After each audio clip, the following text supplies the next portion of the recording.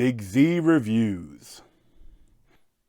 Black Bag is a second new, completely original film from Steven Soderbergh. And this is actually, I think, my favorite movie of the year so far.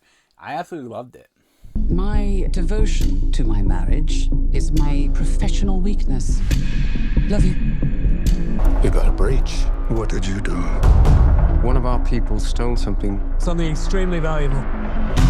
You cannot imagine the damage. Find the leak. So this movie came out in theaters a couple of weeks ago. I think now it just also hit streaming. So I actually rewatched it again because I absolutely loved it. And watching it the second time is it's interesting to see like everything add up. Like it's still just as good watching it again.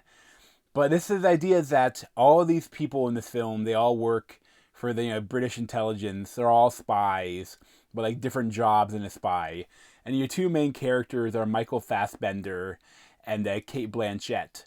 And like they're a couple, and like their bosses view the only weaknesses that they have is each other, because they are like truly in love. And it's interesting. The idea of the black bag, the name of the title, is that it's like anything, if you're in a relationship, if there's anything that's top secret, like if you have, where are you going tomorrow? And like, oh, sorry, black bag.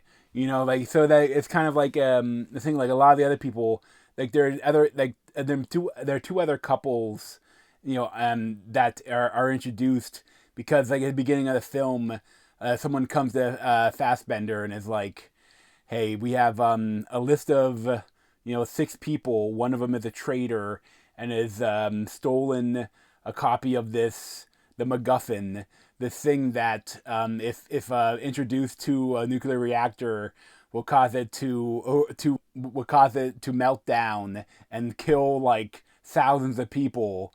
And there's this whole scheme. But I love that every character, good or bad, there's a lot of gray. And it's amazing that there's so many now, these big streaming like movies and TV shows that are trying to do the whole spy thriller and spending like $200-300 million on it, like that Gray Man and that the Citadel, I think is that Amazon one. But like all of these ones, then they're so bad, and Soderbergh does it for minimal budget and does one of the smartest spy thrillers I've ever seen. And like everyone, like all the characters are like geniuses when they're all playing on each other. They all have their own goals, their own like ideas, and even like some of the people that are bad, like their actions would cause 20,000-30,000 innocent people to die. But the idea that they think they're doing it for the right reason, because that they might end the war in Ukraine, like if Russia has to deal with a meltdown instead. So that like I love the story and the writing of this, and also the direction. Like it's very like. I love how it almost looks like all the windows are kind of blown out, like all the lighting, but it's also just so like a lot of the story, it could almost be like a play, like a stage play, because you mainly have, their house, like at 2 different dinner parties, and you have, the spy building, and then you have like a lake that Fassbender goes to, and like it's very limited, but it's so intelligent and thrilling in their discussions. But essentially, like to play, like the Fassbender, he is kind of in charge of like kind of internal investigations, and he runs all of the lie detector tests. And so like he needs to find a traitor, one of which could be his wife, but like he has to go like instead of the first setup, he invites all the people to dinner, and also in the food he puts some truth serum to amp everything up a little bit. So along with Fassbender and Blanchett, you have Tom Burke and Marissa Abela, Like one is like a head of the spy agency, and the other is like a lower, younger, beautiful woman that's in charge of surveillance. And you have a Regé-Jean Page, another a colonel, like another upper guy, and Naomi Harris as a psychologist that a lot of them have to see.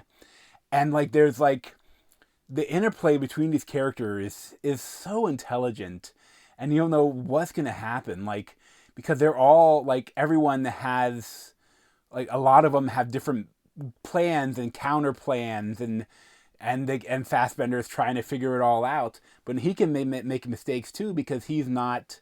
Usually he's so calculated and like, but he has a blind spot with Cate Blanchett, so that is so intelligent and like there's not much action, but there's a lot of it's still thrilling. You know, their conversations and like their scheming between the different people and Fassbender trying to figure everything out.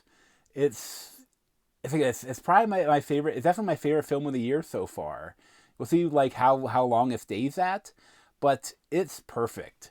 Like I would just like instead of all these different streamers giving like hundreds of millions of dollars to these bloated films that try to say nothing, I just hope that someone keeps giving Steven Soderbergh like 20 or 30 million to make these completely original films.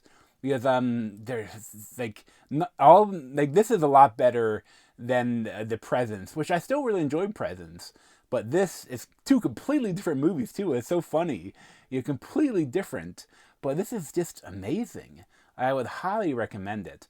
Probably give like a 9.5, 9.75 out of 10. But thanks for watching. If you want to see more of me, you can subscribe down below. Thanks.